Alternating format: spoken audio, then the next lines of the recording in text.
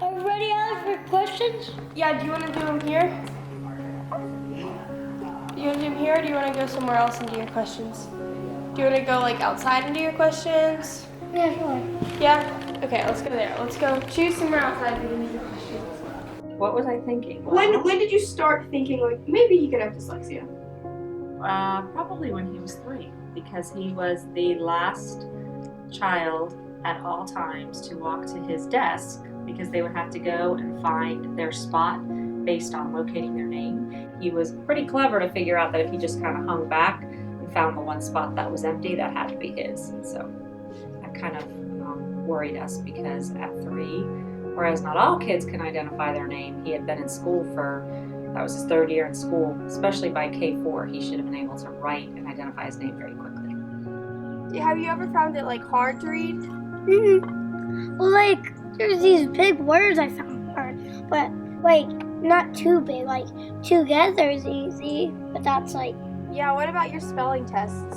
I got them right. Like once in a while. Once in a while. What about writing? Do you like writing, Chatham? Yeah, You do? because it's like something you can just. Is it hard for you to write ever, or is it pretty easy? No, pretty easy. Pretty easy? Because it's just like you write in your imagination. So like on your spare time you can write whatever you want to say. What kind of stories do you like to read? I remember when we wrote a story together, Chatham. Yeah, What was it I about? like to write stories about dinosaurs, and sometimes I like to write about like equations, like some like explosion stuff, and I mostly like writing about animals. Who teaches you the most? Like outside of school? Who helps you with homework and who tells you about things and who reads with you? Mom. Mom? Do you like reading with Mom? Yeah, she's pretty easy, understandable too. Does she read to you or do you read? I read with her.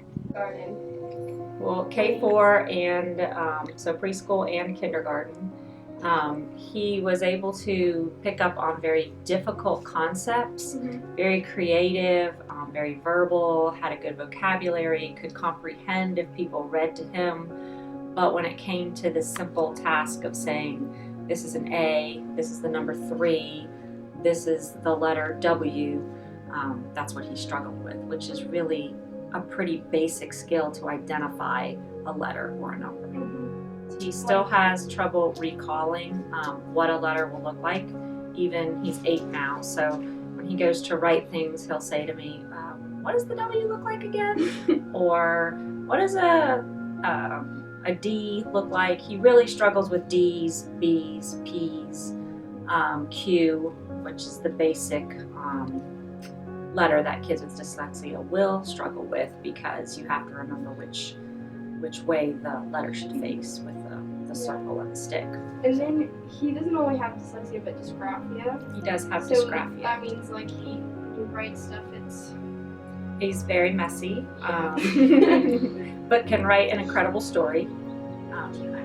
I do have the story of him writing about a dinosaur, and the interesting thing was that he really butchered words like the and what and your common sight words he couldn't spell, but yet dinosaur you really could decipher which dinosaurs he was trying to describe. Even those words are really hard to spell, but yet his little creative mind was able to put letters together to make it make sense. Yeah. So now that we've kind of identified this, how do we approach teaching him in a different way, but still teaching him at the same level that he needs to be taught? Does that make sense?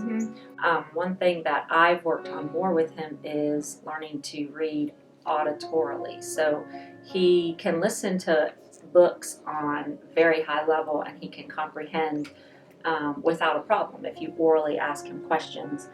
The struggle is that in classrooms, most of the time, we are asking kids to always read with their eyes and always write to answer questions or to be tested. But yet, you need to assess someone with dyslexia in a completely different manner.